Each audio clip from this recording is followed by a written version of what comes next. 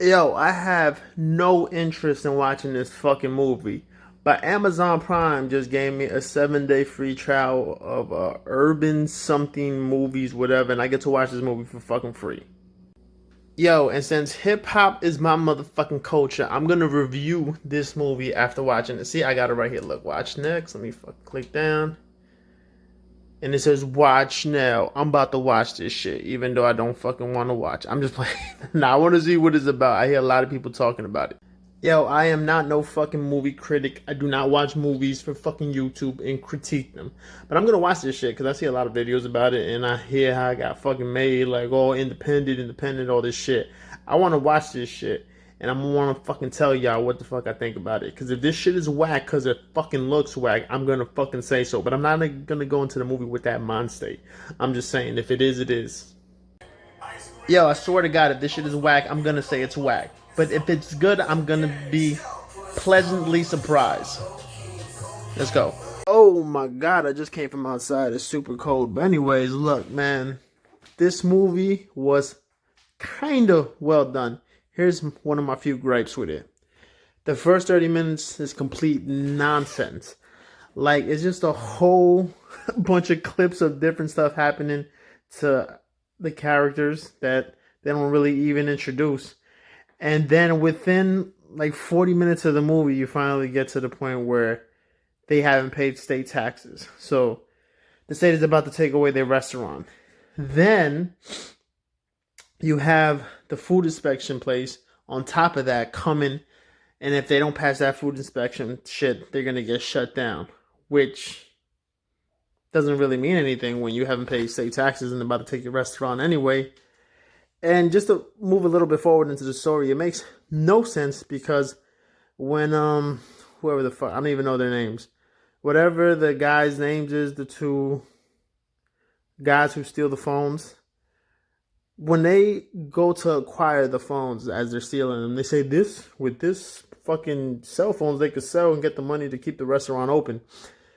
If they failed food inspection, you can't pay to fix that. You can pay back state taxes, but you can't pay to pass a food inspection, which shuts you down anyway. So you're really not saving anything. Another thing, I guess the blue guy, his dick not working. They like really make it into this fucking plot thing where they go to different places to try to fix it, but then it never pays off and it never comes up again. It's really just random. And then Black having a PO. He calls him in the beginning of the movie.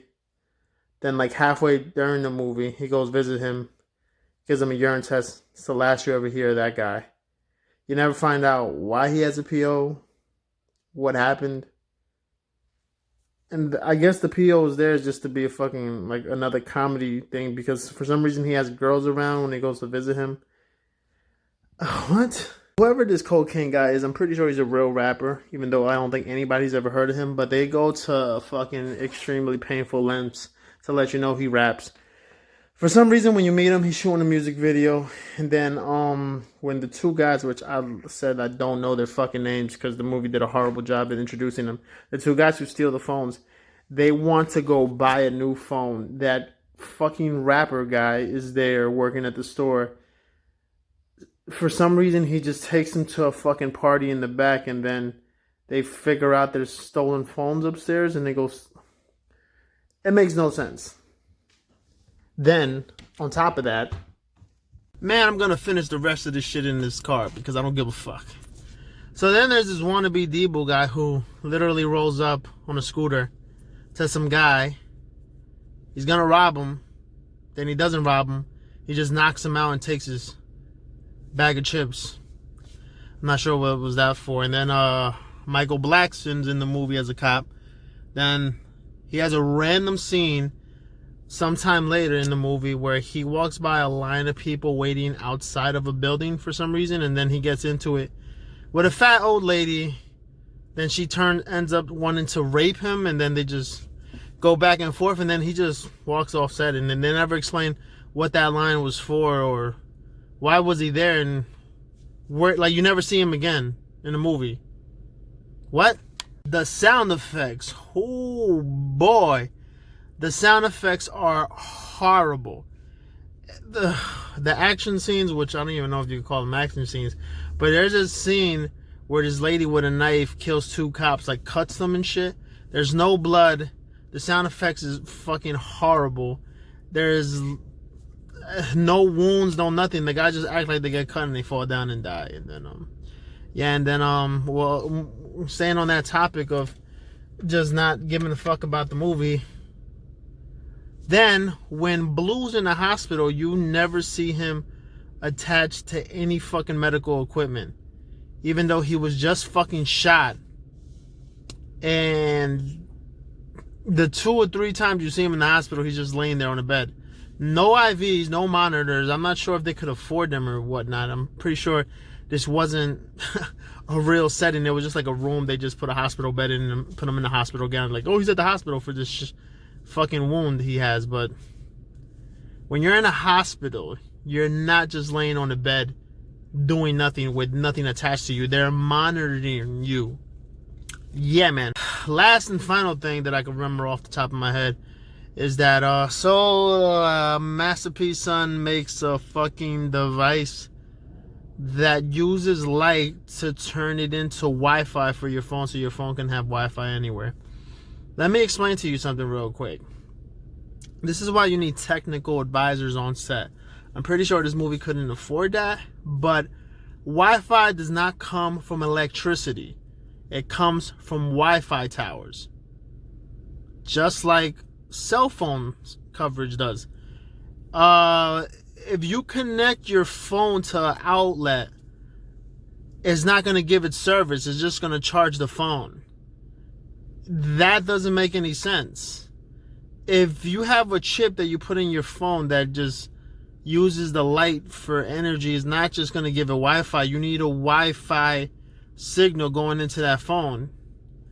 You need towers around for Wi-Fi to give that phone that signal. Electricity is just not going to have a Wi-Fi signal in it. And if that's the point, then my car turning on would... I don't know, where were they going with this? Like, wow.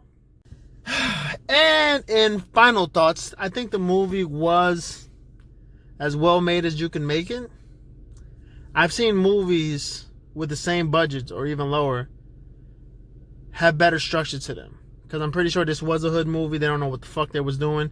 There was a lot of shit they could have cut out. Towards the end of the movie, I saw what the movie could have been, and if it would have had a tighter script and more cohesive scenes that actually stick together instead of just random shit happening, like them going into a fucking haircut place. The lady says, the lady who's cutting hair, she's like, oh, I only do this by appointment. And some random guy tries to fucking hit on her, and she's like, oh, I'll take you next. You just said you fucking take people by appointment. But like I said, man, none of this, I don't think there was a script for this movie. I think there was ideas. They shot a whole bunch of shit and just threw it together, and the guy who was editing it probably didn't give a fuck. Just, here's your movie. Nothing makes sense, but I'm pretty sure there was no fucking... Yo, when you shoot movies, you have people there you pay to write the script. You have people there who rewrite the script as you're shooting it, because sometimes some shit doesn't translate well from page to film. My God. With the budget that Master P said he had, which is $2 million, he could have done all that. Yo, I've seen a movie, which I'm not a fan of this movie, but I remember seeing it, and because there was like a super low budget movie. It was a James Gunn movie, the guy who made Guardians of the Galaxy. He made a movie called Super for $1.5 million. The movie looks well done. I don't like the movie, but it looks well done. It's a cohesive story. Everything makes sense. But that's a filmmaker. Master P had $2 million. He couldn't get a filmmaker to make a real movie. Like, yo, if this movie would have been shot well, had a fucking plot that makes sense, shit would have went to the top. So with all the fucking support it had. Man, this movie had support, but it was just based off of it being black owned, and man, there was nothing there. Like, really towards the end, I started seeing like what the movie could have been, like I said. When the fucking, but then the shootout was horrible. The fucking, there was, when Master P's punching the guy who fucking threatened to kill him, and he's hitting him, and the punches don't connect, and then you hear the sound. I'm not sure. Jesus. Just next time, just do your homework, I guess.